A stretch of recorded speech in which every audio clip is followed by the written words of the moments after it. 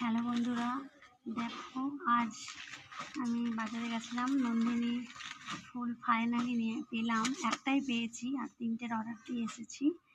Finally পেয়ে গেলাম নন্দিনী।